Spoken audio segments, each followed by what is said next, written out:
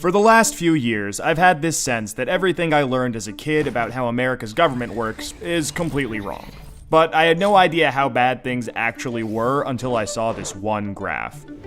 Researchers at Princeton University looked at more than 20 years worth of data to answer a pretty simple question. Does the government represent the people?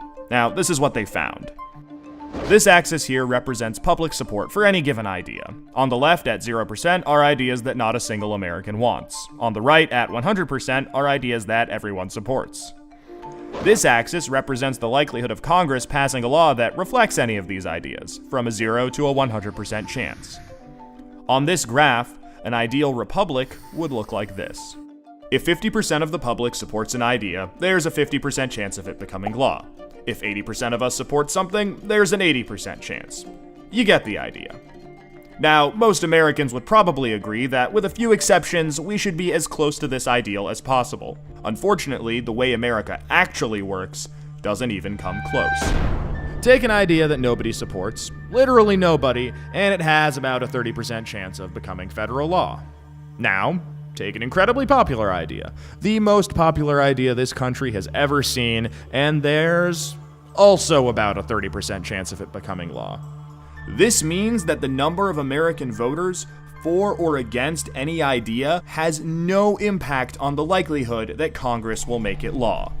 Put another way, and I'm just going to quote the Princeton study directly here, the preferences of the average American appear to have only a minuscule, near zero, statistically non-significant impact upon public policy.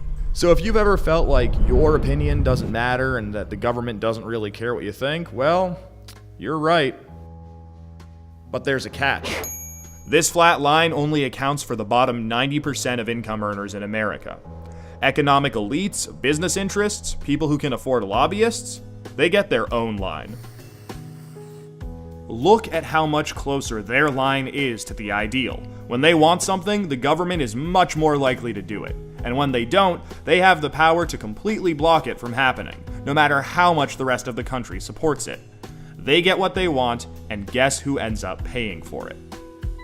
We pay for it with the most expensive healthcare in the world. We pay for it with a tax code that's a complete mess. We pay for it with internet that's slower and more expensive, with wasteful spending, a floundering education system, a catastrophic drug war, and 1 in 5 American children born into poverty. Almost every major issue we face as a nation can be traced back to this graph. How does this happen? Well, just follow the money. Right now, it's perfectly legal to buy political influence in America. Here's how it works. Let's say a big bank wants a law that would force taxpayers to bail them out again if they repeat the exact same reckless behavior that crashed the global economy in 2008. Not exactly the most popular idea with the public, and Congress knows that. That should be the end of it. But that's where the money comes in. It's perfectly legal for our bank to hire a team of lobbyists whose entire job is to make sure that the government gives the bank what it wants. Then those lobbyists can track down members of Congress who regulate banks and help raise a ton of money for their re-election campaigns. It's perfectly legal for those lobbyists to offer those same politicians million-dollar jobs at their lobbying firm. Then, those lobbyists can literally write the language of this new bailout law themselves and hand it off to the politician they just buttered up with campaign money and lucrative job offers. And it's perfectly legal for those politicians to take the lobbyist-written language and sneak it through Congress at the last second. So now you've got a law that greatly benefits the banks, and the whole process can start over. This is how a bill becomes a law. A special interest hires some lobbyists, those lobbyists collect campaign contributions, offer jobs, and then write the laws that Congress then passes to help those same special interests. This happens every day on every single issue with politicians of both parties.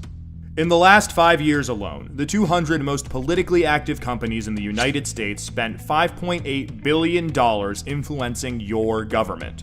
Those same companies got $4.4 trillion in taxpayer support. And that's trillion, with a T. And that's just the top 200 companies. Never mind every other special interest, every union, every trade association, and every billionaire. Every single one of them can use their money to buy political influence.